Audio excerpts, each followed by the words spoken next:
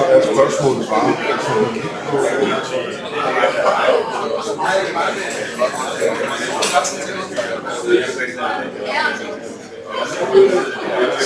Skal vi afspille noget, hvor der er lyd på?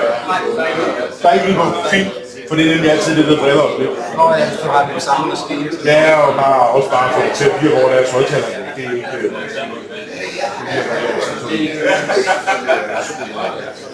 Du skal bare sætte, hvis du trykker dig. Det har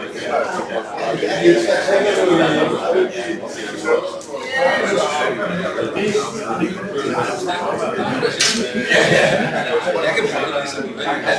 Ham der altså. Jeg er længst. Du har spørgsmål. Ja,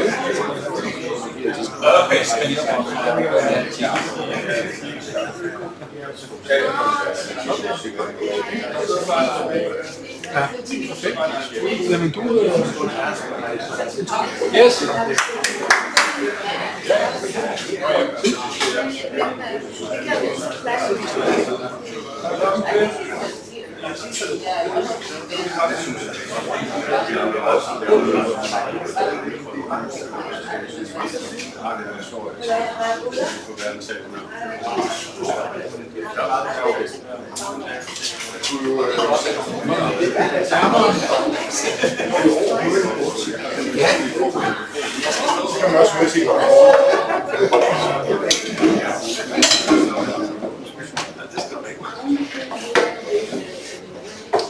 Velkommen til.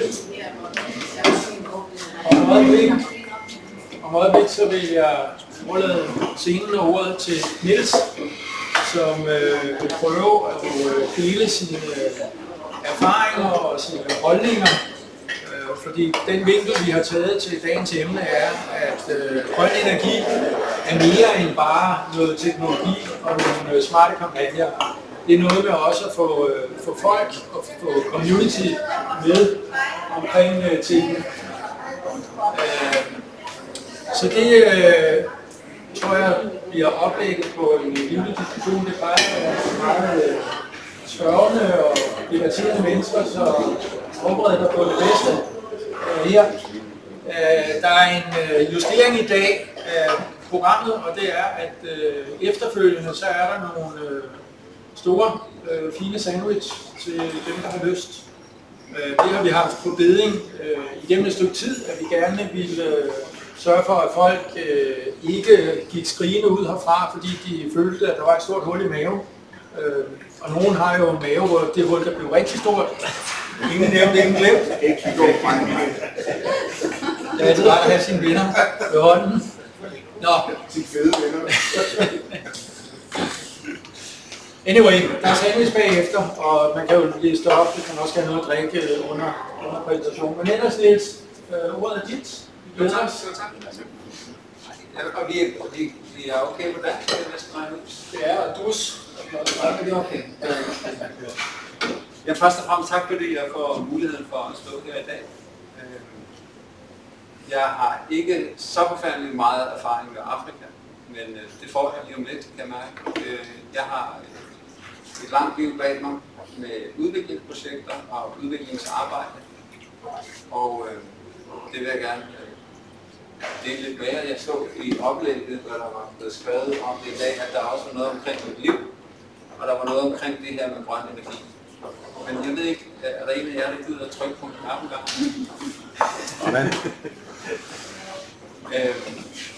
Hvis jeg lige starter med det, der er helt aktuelt, så det firma, jeg repræsenterer og ejer af, det der Green Island Group. Og for i 16-17, der gjorde vi det, der står op på slide der forestillede vi os, hvordan vil et community se ud i fremtiden, hvis det var bygget op omkring en fuldstændig fossilfri virkelighed. Altså at hele den forsyning, der skulle forsyne communityet eller lokalsamfundet, var baseret udelukkende på grønne løsninger. Hvordan ville det fungere?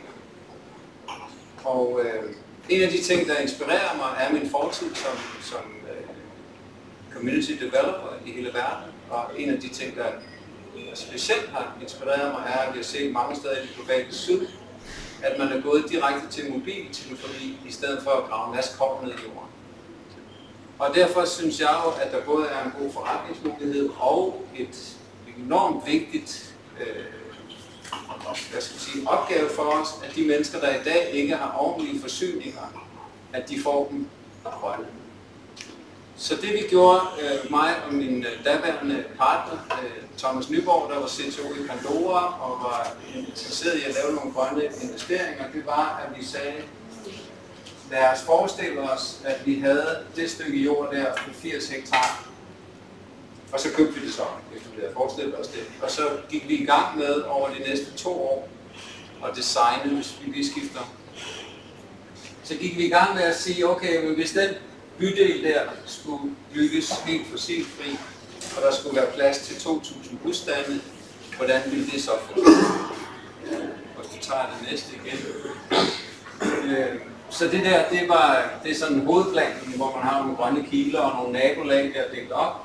Og så var der jo så det, at vi skulle bygge det her baseret på nogle gode danske principper om det, man med et fint ord kalder consumerism. Det vil sige, at, jeg ved ikke, om I ved det, men 86% af al forsyning i Danmark, det er ejet af os forbrugere. I det, man med moderne ord kalder consumerism, det vil sige, at vi ejer selv vores vandværker, vores blokering osv. Og det giver faktisk Danmark i den rene kostpris de billigste forsyninger i hele verden. At staten så vælger at lægge en masse afgifter på, det betyder, at vi har nogle af de dyreste. Men i den rene produktionspris, der ligger Danmark faktisk lavest, fordi vi har den struktur, vi har. Og så var der jo lige det der med renewables, hvordan vi ville gøre det fuldstændig grønt. Og hvis du skifter igen. Så man kan sige, der er jo sådan grundlæggende 3 forsyningsområder, som et community skal bruge. Det skal bruge noget strøm, og det skal have noget kloakering og noget vand, og det skal formentlig også have noget varmekøling. Det er sådan de grundlæggende teknologier, som der skal til. Og vi ved jo i dag, at strøm fra vindmøller og solceller, som kommer frem der, det er den absolut billigste form for strøm, man kan lave.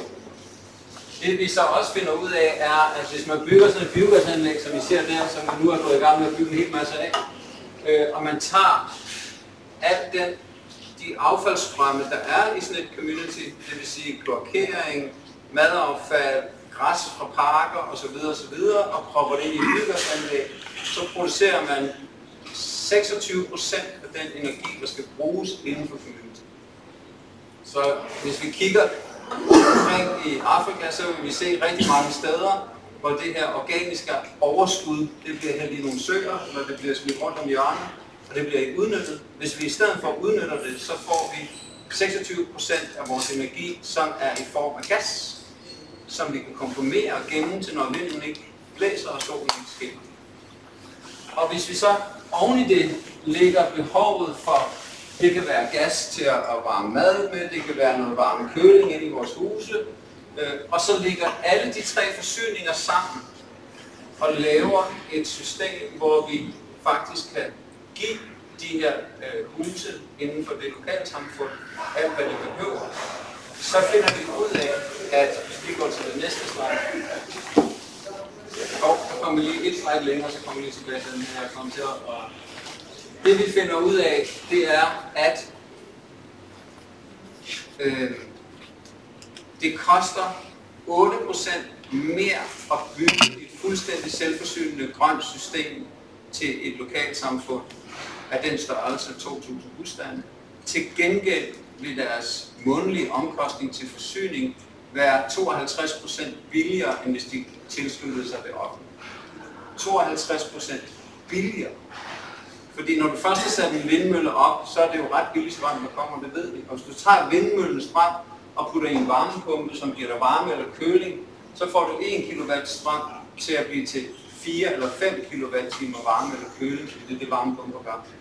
Så når du kommer bag måleren ind i et integreret system, så bliver det så væsentligt meget billigere, at det egentlig er mærkeligt, at vi ikke gør det på den her måde. Det vi oplevede i Vinge, og nu kommer så den anden side af medaljen her, det var, at på trods af, at de havde lavet en kommuneplan om at gøre den her bydel Vinding grøn, når vi så kom med lokalplanforslag og de tekniske undersøgelser af at gøre det grønt, så var nej tak, det ville vi ikke have. Fordi sjovt nok, alle de politikere, der ikke blev borgmester, de sidder som formænd og forkvinder for alle forsyningsselskaberne. Så de vil selvfølgelig ikke have, at man bygger noget, der gør os afhængige af forsyningsselskaberne. Så vi fik nej. Efter 2,5 år, og hvor vi havde hyret, da planchefen af kommunen havde vi coachet og hyret på vores hold, vi kunne stadigvæk ikke få den her nogle lokalplaner igennem. Vi prøvede. Så smed vi håndklæder og sagde, at det bliver ikke i Danmark. Og så kan vi lige gå det der slide tilbage. Fordi så må jeg lige trække lidt på min egen erfaring, og nu får jeg lige en lille røverhistorie ind imellem her, den forretningsmæssige, fordi at da jeg gik i 2G, 3G på Rungsted Statsskole, der besluttede jeg mig for, at jeg kunne ikke rigtig blive boende der. Jeg måtte ud og gøre noget for den verden, jeg boede i. Jeg havde i 9. klasse skrevet en stil, der hed Enden af den fossile tidsalder. Jeg var meget drevet, formand for elevrådet, og meget drevet af, at der skulle ske noget anderledes. Og jeg var helt klar på, at der var ikke rigtig nogen af de der ideologier, som jeg blev præsenteret for, der rigtig kunne gøre noget. Så som 17-årig rejste jeg første gang til Indien og Filippinerne, og i Filippinerne der deltog jeg i en konference af folk, der arbejdede med community development i hele det globale syd, og så nogle af de grimme hvide mænd. Nej, det er pjat. Men jeg mødte nogle ligesindede, der også synes, at der måtte gøres et eller andet i forhold til den grønne omstilling. Vi er tilbage i 81. Der er nødt til at blive gjort et eller andet omkring den måde, vi kører en ekstraktiv økonomi, hvor vi hiver ting op af jorden og smider væk, og eksternaliserer omkostningerne forbundet med vores industriproduktion osv. Nu er det almindeligt at tale om de her ting. Tilbage i 81 var det lidt specielt at tale om de her ting. Nu er vi begyndt at tænke de her tanker. Men det, som jeg mødte dengang, var det, jeg sidenhen, som ikke bare mig, men flere har ligesom benævnt den første forandringsbølge. I 70'erne gik min storesøster til demonstration imod Vietnamkrigen. Jeg synes, det var ikke så fantastisk produktivt at være imod noget. Jeg ville gerne være for noget. Så i 80'erne, hvis vi siger den første bølge, det var en modstand mod det, vi i dag ser Trump eksemplificere, så var 80'erne en periode, hvor der blev lavet rigtig mange eksperimenter. Og det slide, der er bag ved mig, det er fra et af de eksperimenter. I Danmark har vi 56 økolandsbyer. Det er det største antal per indbygger i verden. Hvad er de økolandsbyer? Jamen, de slog ligesom en palisade rundt om sig selv og sagde, at de andre er nogle idioter, vi vil gøre det bedre her. Og det gjorde de så i alle mulige eksperimenter. De byggede vindmøller for første gang og gjorde alt muligt, men de var stadigvæk drevet ud af noget, de ikke ville have. Men de begyndte dog at eksperimentere med noget, de gerne ville have. Og det synes jeg var enormt spændende. Men det, der var allermest spændende, det var det projekt, som jeg blev en del af fra 82 indtil 95, hvor det rent faktisk lykkedes at tage 40.000 mennesker i et ret stort område, som var meget fattige. Alt skov var fældet. De kunne ikke få noget at spise. Inden for de år, jeg var engageret i det projekt, og lidt før det, der så vi en udvikling, hvor alle kom i skole, der blev bygget et hospital, der blev sågar bygget et universitet, vi blev selvforsynende med grøn energi. Og nu, grunden til det her billede er med, det er fordi, det er det første biogasanlæg, jeg var med til at bygge. Det ligger der, det er meget primitivt. De kommer med kolorten op i det der hul deroppe, og så ryger det herned i. Det var nogle af de allerførste. De anlæg, vi bygger i mit firma i dag, de er lidt mere avancerede. Men det interessante er jo med de her biogasanlæg er, at de kan konvertere noget affald til noget energi. Det er faktisk sådan, at de anlæg, vi bygger i dag, sammen med landmændene i Canada, hvis vi lige går videre et par slides ned, ja, den kan vi vende tilbage, så det er sådan lidt teoretisk. Her.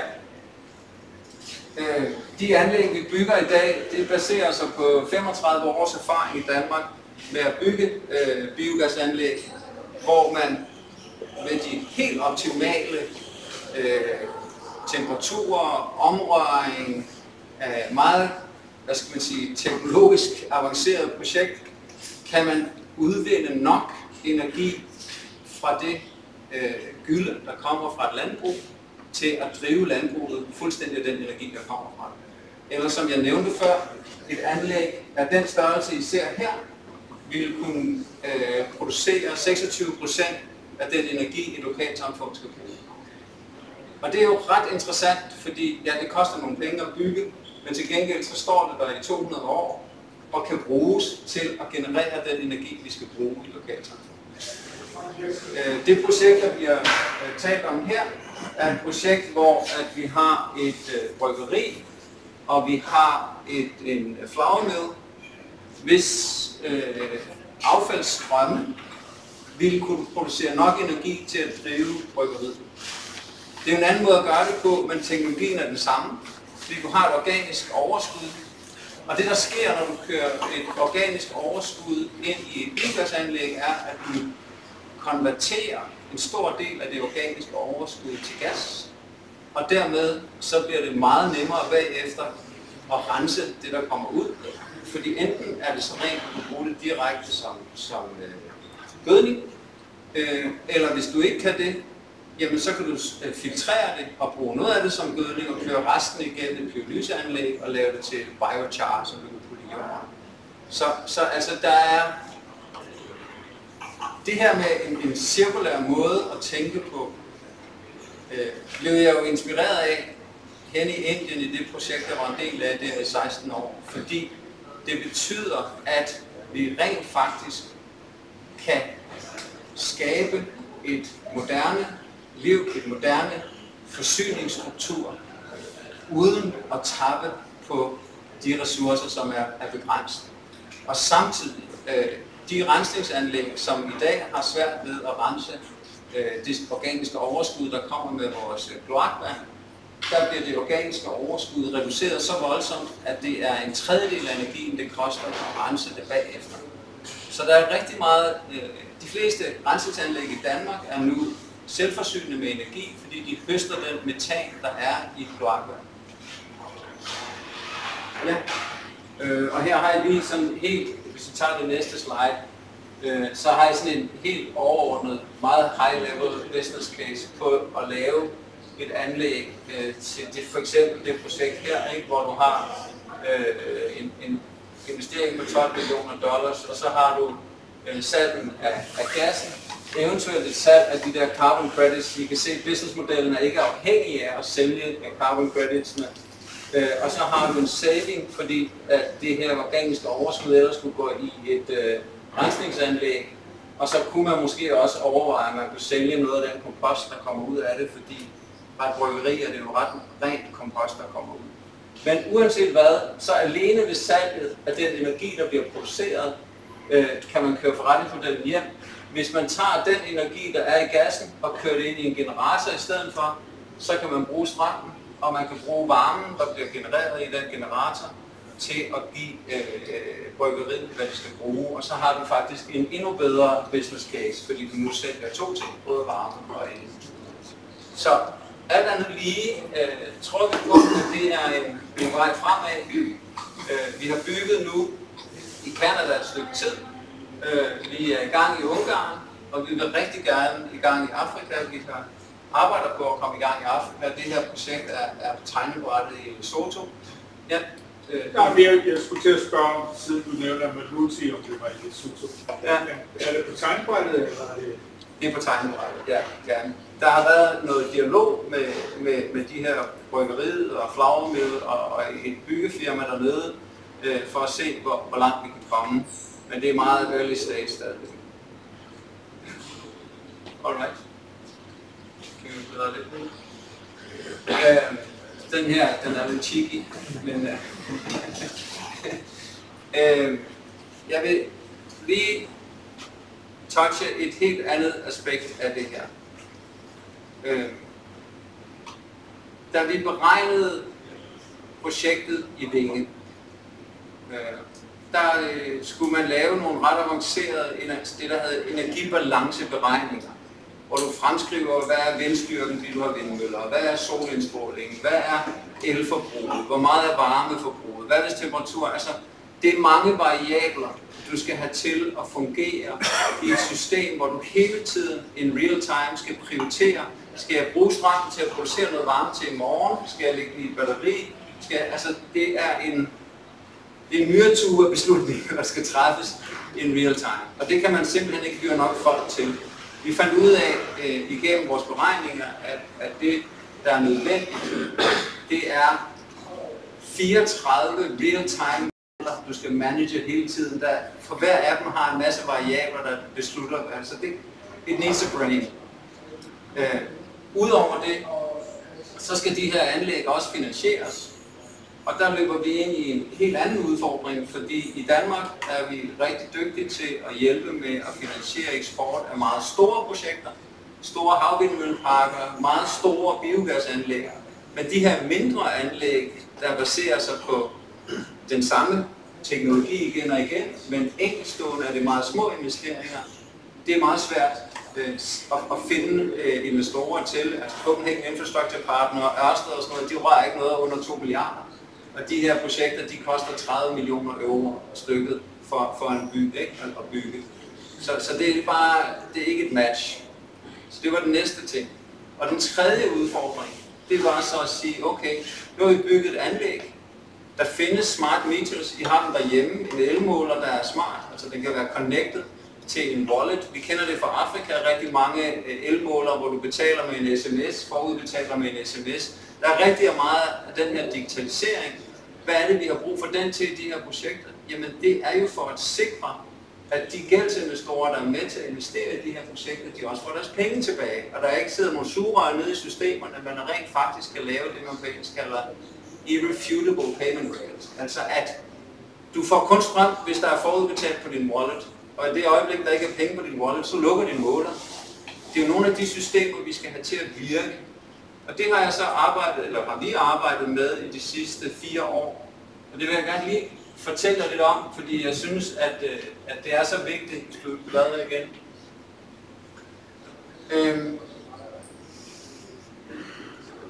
Det her træ, det handler om, at i Danmark, hvis vi forestiller os, at det her, det er Energinet Danmark, det er det store elnet.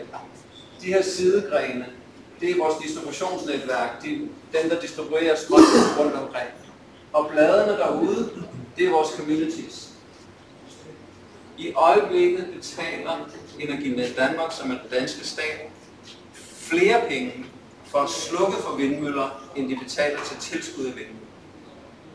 De betaler altså for at slukke for møller, fordi at den balance i nettet, den bliver aldrig opnået, når du bygger de her meget store vindmølleparker. Så når vinden blæser, så lige pludselig er der alt for meget strøm i nettet.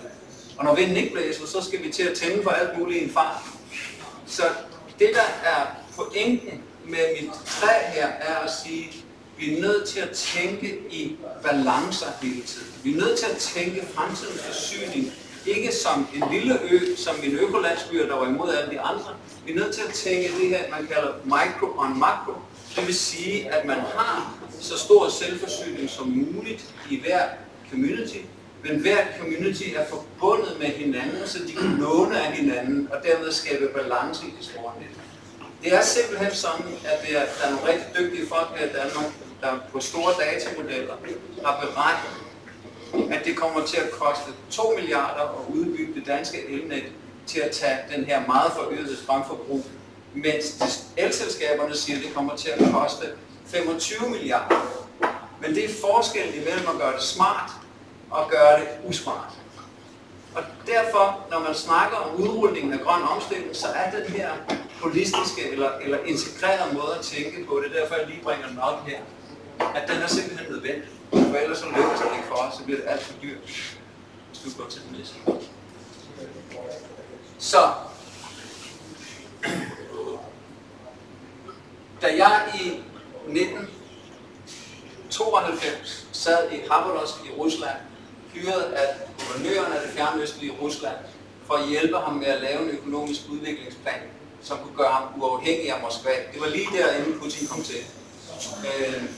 Der for første gang var det muligt for mig at udarbejde en økonomisk udviklingsplan over internettet. Det var første gang. Det tog mig cirka 2 timer at sende en e-mail, for jeg skulle ringe op til Moskva, som skulle connecte mig til Kalifornien, og så skulle jeg... Det var meget tidligt. Men hvad var det, tech lovede os? Tech lovede os, og mange af dem, der har udviklet blockchain-teknologi, internet og så videre, de udviklede det jo frivilligt, fordi det kunne gøre godt. Det kunne hjælpe os. Og derfor kan man sige, at det, der har været nødvendigt for os, og det har vi brugt en del ressourcer på, det er at udvikle 3 dele af vores tech-stack. Jeg skal nok lige fortælle jer, hvorfor vi bruger det der V. Det er en lille anekdote. Jeg kom hjem til min datter, der på daværende tidspunkt var 14, og sagde til hende, at vi ville lave sådan en platform, og vi havde tænkt, at vi skulle kalde den Totem. Så sagde hun, det kan du ikke bare. Det er appropriation. Det kan du ikke kalde det. Du bliver nødt til at finde på noget andet. En V er i vores gamle nordiske tradition, når landsbyen skulle... Og jeg fandt ud af fra Bakvind, at det hedder en kotler i Botswana. Det er det samme koncept, at man laver en ring i Danmark, i Norden, hvor det ved at sætte nogle pinde i jorden. Og når man gik ind i den ring, så kunne man kun tale på sin landsby eller sit lokalsamfunds vegne. Man kunne ikke tale på egne vegne. Og man skulle starte med at give et eller andet, som man havde kært, og så kunne man træffe beslutning. Altså det er det, vi senere kom til at kalde et tinge, og derefter et folketing. Men oprindeligt hed det en V, og der vi bare synes, det var et fedt symbol. Så V-Link og V-Coin og V-Hop, det er foran alle vores forskellige løsninger. Jeg ved ikke hvorfor. Jeg går lige videre. Så det hele starter med, at vi har et biogasanlæg som det her i Canada, hvor vi opsamler 240 datastrømme kontinuerligt, og vi har mulighed for at sætte noget machine learning på operations af de her biogasanlæg, så den ekspertise, vi har i Danmark, den kan gøres nyttig i alle de her anlæg. Det er der ikke nogen, der har gjort før. I Danmark sidder vi med 35 års erfaring med at drive de her biogasanlæg. Det er ret komplicerede processer. Men da jeg hyrede Niels Østergaard, som jeg vil påstå er den dygtigste ekspert, vi har i kongeriget på det her, så sagde jeg til ham, Niels, vi skal sætte din viden ind i en computer. Så sagde Niels, det kan man ikke, det prøvede jeg i 90'erne. Det kan man godt. Så det er det, vi kalder V-Link. Det er det link, vi laver ned til alle de her IoT-sensorer, som der er på alt, hvad vi bygger. Om det er en vindmølle eller et biogasanlæg, så har vi den dataopsamling. Så hvis du tager det næste.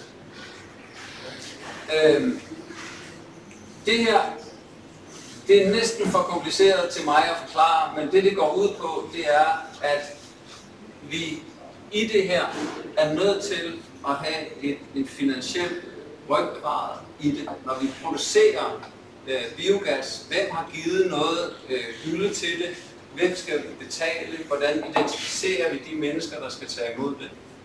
For at gøre en meget lang historie om den teknologi, der ligger bag det her, det er sådan set den transaktionelle, hele regnskabsprogrammet, hele den måde, vi styrer økonomien i det.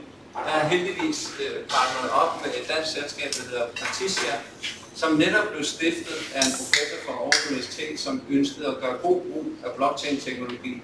Og det kan de altså finde ud af, så det vil jeg skynde mig videre fra. Jeg er ikke ekspert.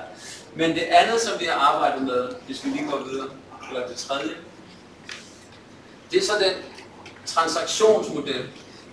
Og nu er vi over i noget af det, som er helt essentielt, fordi vi ser jo det at lave de her forsyningsløsninger i en digital verden som en måde på at skabe lokal udvikling. Helt centralt er det, jeg herovre kalder en community coin. Der er i øjeblikket i verden omkring 37.000 af det, man kalder supplementary currencies. Det vil sige, det er Bristol Pound, det er alle mulige steder i verden, har man etableret en form for coin eller en form for betalingsmiddel, som virker inden for et lokalt samfund. Og i alle tilfælde har de skabt en enorm økonomisk udvikling på meget kort tid. Det hele startede faktisk gerne give et kort eksempel. Lige om lidt, så begynder Michael at stige på mig, fordi jeg går over tid. Men jeg prøver. I 30'ernes USA, som I ved, under den store depression, der var der 5 counties, der fandt på en meget, meget simpel model. De fandt ud af, hvad er den vigtigste råvare, vi har inden for det her lokalsamfund. Det kunne fx være hvede. Så fyldte de en sæk hvede, stillede den på lager, og så lavede de en seddel, som gjorde, at du kunne gå hen og bytte den til den sæk hvede. Og så skulle du hver måned betale 2% i stempelafgift, altså negativ rente, på den her seddel. Og nu kunne du så gå ud i verden og købe ting og sager for den i dit lokalsamfund. Det skabte en currency i den her hyperinflation, som de eksisterede i der i 30'erne USA. Det gjorde, at de her 5 counties havde ingen arbejdsløshed inden for 9 måneder. Og så blev det gjort ulovligt. Men rigtig mange af de her community development projects, som jeg har været en del af globalt, og som fungerer rigtig mange steder, der er man begyndt at bruge de her local supplementary currencies. Vi skal tage og læse en fyr, der hedder Bernard Littard. Han var en af de 2 hjerner bag ECB, altså European Central Bank. Han har lavet et helt fakultet i Sorbonne Universitetet omkring supplementary currencies. Det er et enormt videns- og kæmpe inspiration til os, der arbejder med lokal udvikling. For det kan virkelig gøre en forskel. Så man siger, det er fundamentet. Det er, at man har et smart meter, hvor man får en kilowatt-time ind. Man har connected den til sin household wallet. Men den her wallet, den kan du også bruge i dit community til at lave transaktioner. Så du ligesom har skabt et økosystem. Og det betaler så ind i en community wallet.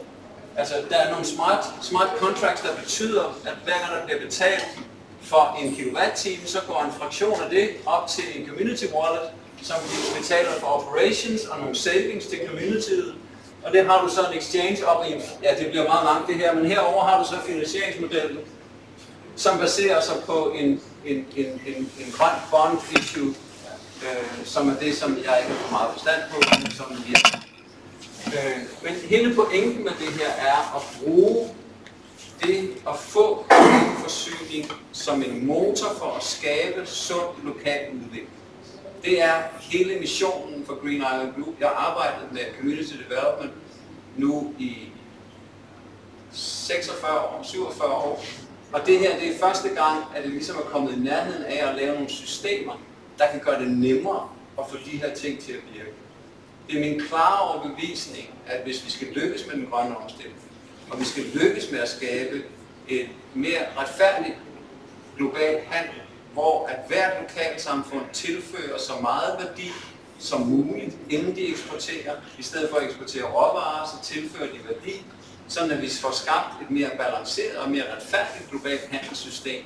Det er meget afhængigt af, at vi får nogle transaktionsmodeller, som rent faktisk gør det muligt.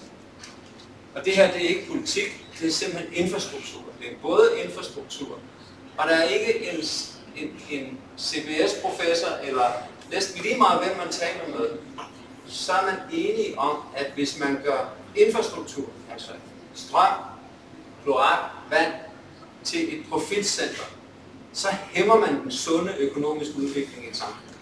Hvis man gør infrastruktur billig og effektiv og tilgængelig, så skaber man økonomisk udvikling, sund økonomisk udvikling.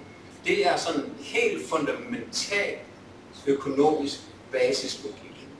Og derfor er det et vigtigt element for mig som founder af Green Island Group, at det vi laver, det er ikke en ekstraktiv logik, det er ikke en ekstraktiv økonomi, hvor vi ligesom siger, hvis nu jeg får den, og så får du lidt mindre. Hele den tankegang er i gårs tankegang.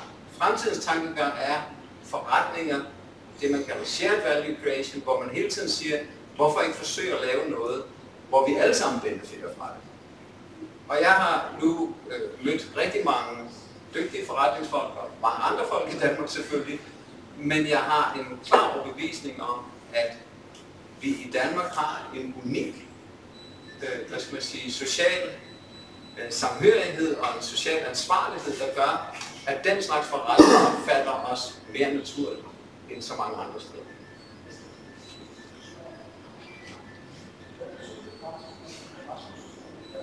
Det kommer, at der er nogle flere slide. Nej, det er der ikke. Nej, det var der ikke. Der er meget kryptoterminologi i det, du sidder og siger her. Ja. Det er lidt en kopiering af det koncept.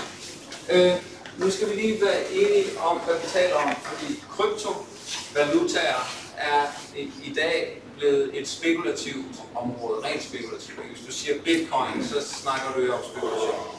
Men det vi snakker om, det er blockchain-teknologi, som egentlig blev udviklet for at demokratisere vores økonomi, fordi man nu ikke længere man har det der hedder en public ledger, altså en offentlig bogføring. Det er jo det, at blockchain-teknologien kan. Og den er i dag, altså jeg har holdt foredrag for 2 uger siden inde i fællessalen på Christiansborg i Nordic Blockchain, som er en sammenslutning af os, der gerne vil bruge blockchain til nogle gode formål. Der var altså Mærsk og Danske Bank og alle mulige, der bruger den her teknologi til at styre en masse komplekse transaktioner, komplekse logistikopgaver osv. Så vi skal, det der er sket med brugen af blockchain, med bitcoin og andre spekulative, er jo, hvad skal man sige, ikke det vi var skabt til. Ivan, som er en af founderne af Partitia, han var faktisk en af dem, der lagde grundlaget for hele blockchain-teknologien. Og han er rigtig ked af, hvad det bliver brugt til i dag, fordi det var faktisk et demokratisk projekt for starten. Men ja. Hvor er business case i det her i forhold til affære? Kan du forklare det? Ja, det vil jeg rigtig gerne. Så hvis vi taler, altså det kommer, nu snakker jeg om shared value creation, så hvis vi snakker business casen, hvad er business casen for en afrikansk partner, hvad er business casen for os, og hvad er business casen for community? Det vil godt, når jeg siger business case, så godt tale om alle tre. Så den måde, det er for communityet, er, at vi leverer et system, som når de har tilbagebetalt den gæld, der følger med systemet, jamen så ejer de deres eget forsyningssystem, og så kan de sådan set selv sætte prisen, og det er deres quick ramp til at skabe egen udvikling. Så den er sådan rimelig. I forhold til vores forretningsmodel, så er vores forretningsmodel at tjene nogle penge på at bygge de her anlæg, fordi vi har nogle ansatte, der skal have noget på løn. Og så er det på tech-siden at lave den her support på anlæggene long term med vores tech-løsning. Og hvis vi snakker partner, og det er jo nok det, der er mest interessant at tale med jer om, det er, at vi i de markeder, hvor vi er nu, der søger vi lokale partnere, som vi partner op med en eller anden form for joint venture, hvor at det, der handler om alt det lokale byggeri, initialt er det noget af det fundamenterne, vejene og huset, anlægget skal stå i og alt det der, men hele det tekniske anlæg, det sender vi i 42 container afsted og bygger på 5 måneder som sådan et Lego samlesæt, fordi det skal gå hurtigt, så det er billigt, ikke? Men den lokale partner står for det byggeri, og også hjælper med alt det, der har med lokale tilladelser, altså tekniske tilladelser, byggetilladelser, alt det her. Og så deler man den avance, der ligger i at bygge de her anlæg med den lokale partner. Så der er vi hele tiden på udkig efter at finde professionelle partnere i forskellige markeder, som kan tage den del, fordi det kommer vi aldrig til at vide nok om de forskellige markeder. I Canada, som var det første marked, vi gik ind i, der startede vi med at ville det hele selv. Det gør vi ikke mere.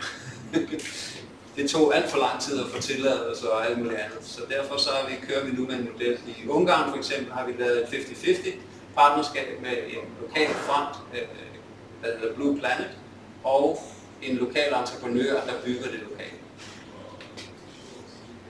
Der er jo det, der hedder African Factor, så de der 5 måneder så ikke holder dernede der. Det er nok. Jamen altså, jeg vil sige sådan her, der er et meget defineret projekt, som skal bygges lokalt med noget supervision og noget guidance på det tekniske, noget kvalitetskontrol osv. Men det vi gør, det er, at vi sender for eksempel siloerne, de store siloer der, de bliver sendt ned i 12 containere, og så kommer der et crew her fra Østeuropa, som er vant til at samle de her siloer, som samler dem på 5 minutter. Og der kan man så tage folk ind, det gør vi i Canada, det gør vi også i Ungarn og andre steder, der går vi ind, og så finder vi nogle lokale arbejdere, som arbejder med os, og som lærer de teknikker i at samle de her ting. Ikke? Men det tekniske anlæg vil komme som et samlet sæt, som kan monteres på 5 måneder, fordi vi ved det, og fordi vi gør det igen og igen. Nej, det er i Afrika. Nej.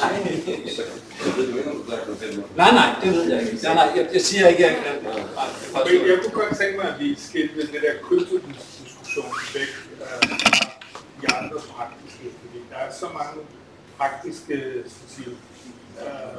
problemstillinger med at indføre cryptocurrencies. Uanset hvad man så ellers kalder det. Jeg vil bare sige, inden vi lægger det helt væk, jeg vil godt lige give dig en lille ting. Den der token, som det er en utility token, den er ikke krypto. Nej, okay, det var bare lige for at gøre det klart. Det er den der smart meter, det er det, der hedder en utility token. Men nu er jeg enig, vi parkerer den der. Ja. Hvor meget det koster jer? Hvor meget vil det koste? Som et anlæg? Et anlæg, der tager 200 ton affald om dagen, det koster omkring 10 millioner euro. Det er mange penge. Ja. Men det producerer også meget energi. Vi har lavet beregningen et sted i Afrika, hvor vi sagde, hvis vi tager den investering og holder den op imod den energi, der bliver produceret i gas og el og varme, så vil tilbagebetalingstiden være omkring 8 år. Fordi hvis energien er dyr, så bliver anlægget hurtigt betalt tilbage. Ikke? Og mange steder, når du kommer langt væk, så er diesel meget dyrt, power er meget dyrt, og gas, specielt gas til at varme mad på, eller sådan, det kan være meget dyrt. Hvad med feasibility study, hvordan foregår det? Ja. Vi laver altså når teknisk feasibility, ja, der har vi rådgivere, der klarer det, også i Afrika. Men de omkostninger, det er jo i dit projekt, eller... Det er en del af projektet. Det er en del af projektet. Man skiller det. Ja, altså vi har et hvert projekt, vi laver, har 9 stages. 9 milestones. Ikke også? Så vi laver et initialt commercial feasibility study, hvor vi finder ud af, is it viable? Derefter laver vi et teknisk feasibility, hvor vi finder ud af, hvor stærk er jorden, og hvor er gaslinjen, og teknisk. Og når de ting er afsluttet, så kan vi sige, do we have a project or not? Og så går vi i gang med at bygge. Men før du går i gang med at bygge, de der tidspunkt, så er det de study, hvem betaler for det så? Når man ved ikke... Typisk er det altid det første anlæg, der er svært. Når du har lavet det første feasibility in a new market, så er det nemmere. Så vi har selv investeret i de første feasibility studies i new markeder, i de første projektudviklinger. Men det er klart, at vi er ikke en kæmpe virksomhed med mange penge, så det er hele tiden en begrænsende faktor. Vi prøver at finde måder, hvor vi kan finansiere mange feasibility studies i flere markeder på én gang, men ellers så gør vi det sådan lidt et marked ad gang. Men hvad med pris til kilowatt i gennemsnit, du har lavet lige nu, hvad koster det i dollar? Sådan en output pris per kilowatt lige på de projekter, du har lavet i Afrika? Så der er rigtig mange variabler i det, fordi hvis du har optimal feedstock, så producerer du 5 millioner kubikmeter gas om året. Og 5 millioner kubikmeter gas om året giver dig rigtig meget strøm og rigtig meget varme. Så det svarer til 5 millioner liter diesel. Så du kan prøve at regne, det kommer lidt an på energiform. Altså vi så i nogle afrikanske lande, fordi gas, altså naturgas er rigtig dyrt, det kommer på flaske, det skal transporteres langt. Så der kunne vi se, hold da op, hvis vi tog 30% af den pris betaler i dag, så kan vi betale anlægget tilbage på 6 år. Så det er meget, altså, men de feasibility studies, dem har vi lavet rigtig mange af, hvor vi får priserne på el, på gas, på de forskellige elementer, og vi ser på, hvilke feedstock der er tilgængelige. Så laver vi en hurtig beregning. Vi har nogle ret avancerede måder at beregne det her på. Så kan vi sige, okay, den her mængde energi. Og så hvis du fortæller mig, hvad energien kan sælges for, så kan vi se business case over listen. Det er noget for konkurrence. Ja, præcis. Hvis du kan lave billigere, og du kan lave nok, jamen okay, så er det en business case. Okay. Jeg har et spørgsmål med hensyn til waste. Så hvor kommer det fra? Mad, waste eller vegan type? Så det kommer typisk i 3 kategorier. Du har human, som er slurry fra sewage, altså kloak, opkoncentreret kloakvand. Det kommer fra madaffald. Det kommer fra retail, altså supermarked waste. Alt det, der har med mad, altså alt det, der har med mennesker at gøre. Så har du fra dyrehold, altså det er en af i USA og Canada og Danmark, der er de fleste biogasanlæg, det er jo på gylde manure fra køer eller fra grise. Det er der rigtig meget af. Og så det sidste, det er industrials, som for eksempel i Lesotho, der er det et bryggeri og et flour mill. Det kan være alle mulige forskellige industrier. Det der er tricket her, det er at få den optimale recipe, altså den optimale mix af feedstock, for at få det optimale produktion af gas. Så det er noget af det, vi bruger rigtig meget til. Vi har 2 rigtig dygtige biologer, der sidder, okay, hvor meget har I det, hvor meget har I det, okay, vi laver det her mix, så bliver det godt. Ja, fordi der er nogle mand, altså jeg kender nogle få lande i Afrika, men de har ikke noget food waste. Altså man smider ikke. Okay. Nej, men de har garanteret et kloakvandsproblem. Hvad mindre de hælder det ud? Det er plastik, der står i kloak, altså der er mere end den vi snakker om kloak. Ja, men det er, så det er derfor det er interessant at se, hvordan I mixer de forskellige kilder. Hvis du har, altså med hensyn til kloak, der har vi en på holdet, der har et patenteret system til nogle membranteknologier, vi bruger til at separere tingene. Ja. Med hensyn til food waste, så er du nødt til at bruge et pumpinganlæg. Det koster 20-25 millioner danske, hvor du får alt det her madaffald ned, det bliver pulpet og det bliver sorteret, så du har 99,9% purity. Så det er ikke bare, altså du skal se, der er den og den waste stream, så skal det behandles, forbehandles, ikke, og efterbehandles. Så der er nogle men selve biogasanlæg er det samme hver gang. Har I finansiering på plads til Maceo-projektet? Det er det, der er det næste skridt. Vi sidder med bryggeriet, som er et belgisk stort bryggeri, der måske vil investere, måske ikke vil investere. Vi arbejder med disse kilder, der vil være. Og det kunne også være noget eksportgaranti fra IFO, det kunne være forskelligt. Er det nogle sydafrikanske organisationer? Meget gerne, helt sikkert, meget gerne. Fordi energibehovet er jo kæmpe. Strømmen går hele tiden. Ja. Netop. Ja. Tak først. Har du erfaring med at sælge carbon credits fra andre lande ind i det europæiske marked? Altså det vi gør i Green Island, det er, at vi beskæftiger os, vi er jo ikke slutkunden, så vi har i det europæiske system for det, der hedder Biogas Certificates, og i USA, Nordamerika, arbejder vi med det kaliforniske carbon credit system, og der er også et federal Canadian system og et federal American system.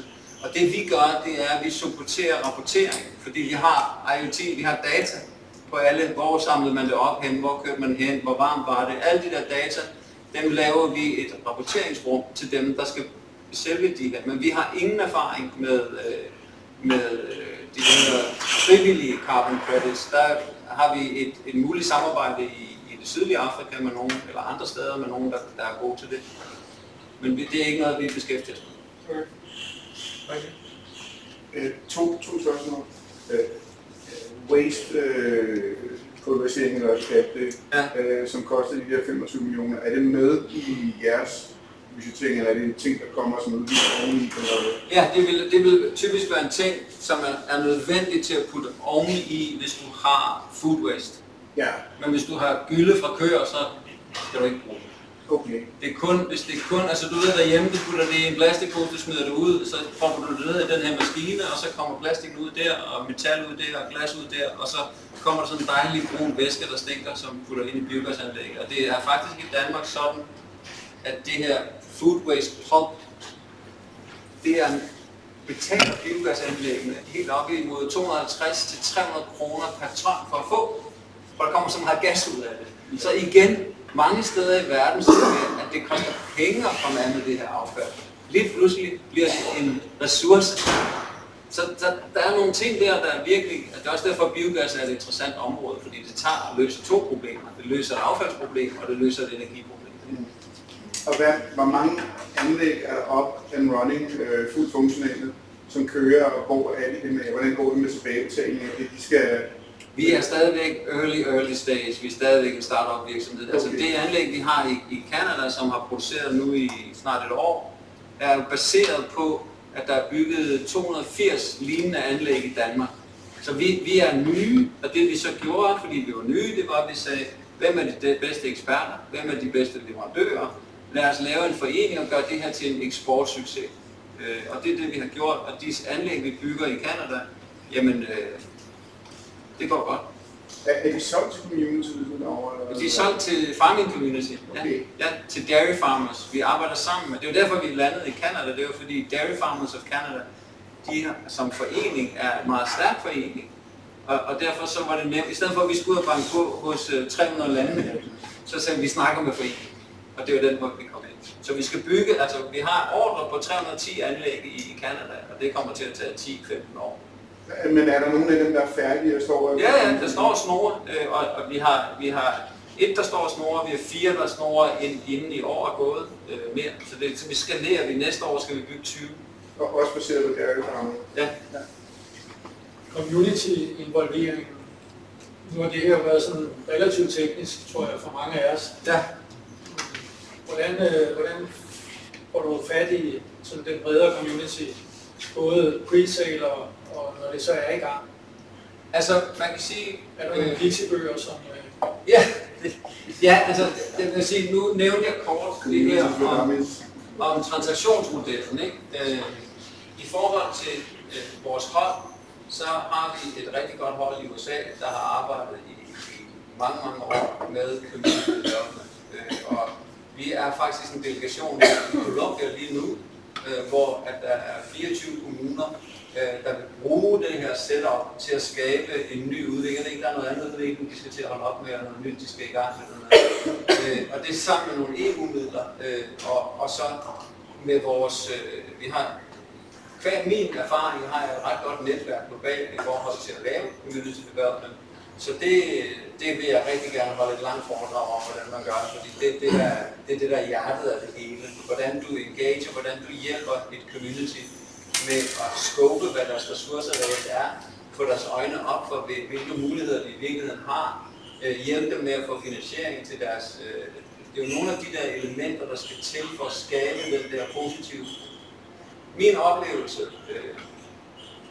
giver et eksempel. I det fjernøstlige Rusland, efter vi havde lavet en udviklingsplan sammen med guvernøren, så fik vi en kooperativ sektor op at stå og fik en 6 meget succesfulde forretninger op at køre meget hurtigt. Og hvad er det, der driver det? Jamen det er den der følelse af, at nu er vi sammen om at gøre noget, om at skabe den her udvikling for os selv i vores eget lokale samfund.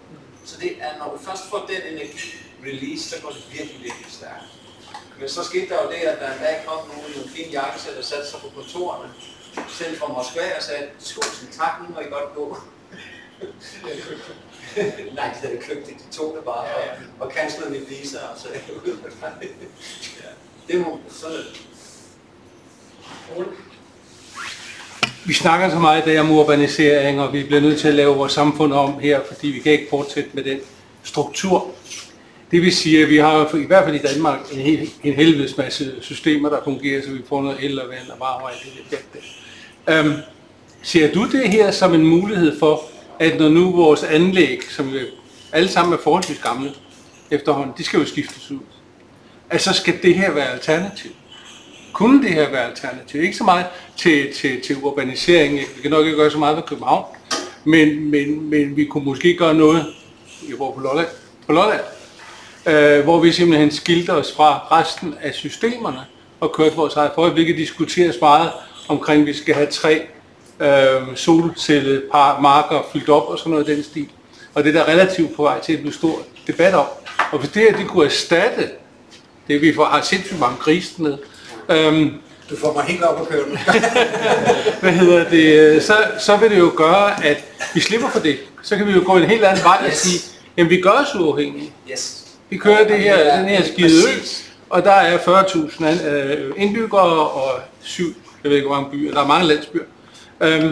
Og så sige, jamen det er målet om, skal jeg bare sige 10 år, ikke? Altså, hvis du lige tog færgen over til Langeland, okay? Ja. Fordi der har vi faktisk et projekt. Og interessant, jeg sad til møde hos bondemand Hans Jakob i sidste uge. Vi har arbejdet på projektet et stykke tid. Nu havde han samlet en fond, en Langelands Udviklingsfond, der har 100 millioner, som også repræsenterer en leverandørforening af landmænd, der gerne vil levere deres gylde, altså et kooperativ, et AMBA. På den anden side af bordet, eller ved siden af mig, sad Kim, som er direktør i det lokale varmeforsyningsselskab AMBA. Og her sad Hans Jakob, som repræsenterede landmændene, som er meget velorganiserede venstrelandmænd. AMBA. De har de bedste lobbyer. Ja, men det er jo det, altså det er vores livslove for Søren. Ja. Den måde at arbejde sammen på i tætte netværk, hvor vi deler og sådan noget. Det projekt dernede viser sig at have en helt fantastisk økonomi. De landmænd får hurtigt skrabet nok feedstock sammen, til de rammer over de 5 millioner kubikmeter gas om året. Og det producerer et biogasanlæg, producerer varme til hele det centrale Langeland. Al den varme, vi sad med tallene, og det er fuldstændig åbne kalkyler. Vi sidder og laver åbne kalkyler mellem alle de her AMBA'er og viser sig, at i stedet for at brænde halm og flis af, som bliver dyrere og dyrere, og som ikke er særlig grønt, hvis nu at landmændene kørte deres gylde ind i de her tanke, så leverede anlægget gennem varmepumper og generatorer al den varme, der skal bruges. Og anlægget er tilbagebetalt på 8 år og 9 måneder. Tak, det var bare lige det, jeg ville vide. Hvor svært kan det være? Men det er fordi vi er, altså det, så en lille final talk, det er, der er en rigtig dygtig arkitekt, der hedder Dan Haslev. I kender, han har tegnet Amager Strandpark, og han er virkelig dygtig, han er gået på pension. Han har arbejdet meget tæt sammen. Han blev bedt af Energistyrelsen om at lave en rapport. Hvorfor bliver der ikke sat flere vindmøller op på land i Danmark? Han lavede et kæmpe research med hans kontor. Han nåede frem til én konklusion, det var, det øjeblik, at lokalsamfundene ikke ejede vindmøllerne mere, kom der ikke flere vindmøller op. Fordi før der larmede de ikke, de slog ikke fuglene ihjel, fordi det var vores egne penge, der kom i vores lomme. Da det blev distant ownership, som man vil sige på udenlandsk, altså at det blev investeringer, så var der ingen lokalsamfund, der ville have dem. Sjovt nok. Min morfar, han var formand for vandværket i Ranum oppe i Himmerland.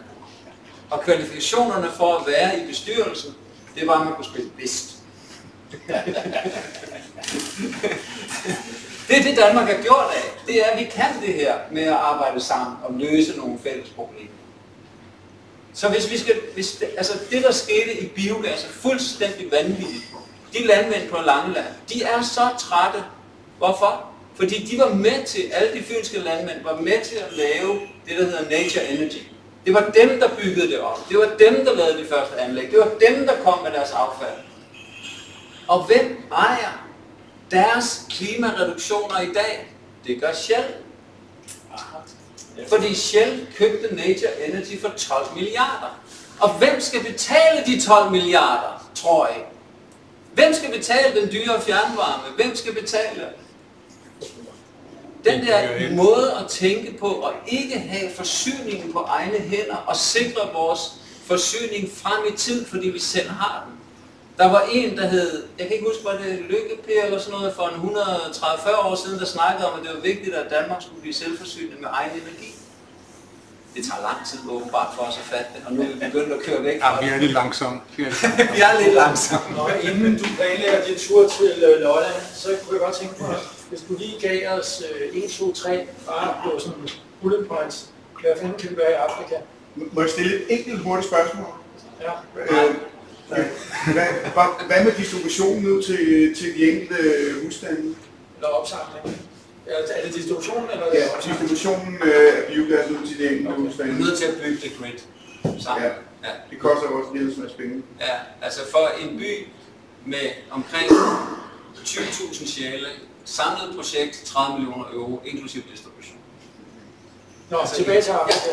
Her der er folk, der render frem og tilbage og så videre, så videre. Jeg ville ønske, at der var nogen, der skrev den mail, og det til... Nej, der er ikke noget telefon. Hvad hedder det? Hvis I er i et eller andet marked, hvor I kan se, at der er et behov for de her ting. Der er muligheder for de her ting. Så vil jeg elske at starte et samarbejde med jer omkring de markeder. Fordi behovet er stort, og jeg tror, at det passer rigtig godt med vores værdisæt, og forretningen er slet ikke så ringe endda. Jeg kommer fra Jylland, så derfor vil jeg sige det på den måde. Fordi jeg mener ikke, at der er ikke nogen modsætningsforhold imellem at gøre noget, der er godt, og gøre noget for at tjene nogle penge. De to ting kan sagtens hænge sammen i samme sted. Okay. Niels, har I nogen, der siger fransk? Har I det? Der ligger kunder foran dig. Det er sgu ikke engang sikker på. Jeg tror i morgen har du, tror jeg. Jeg tror faktisk, vores italienske programmør, hun taler fransk også. Det er faktisk jeg er lige lidt i tvivl, men jeg tror det. Okay, tænk over det. Ja. Godt. Tak for en spændende præsentation, og det virker som om det var både fra hjertet og fra med Arne på ryggen. Så tak for det.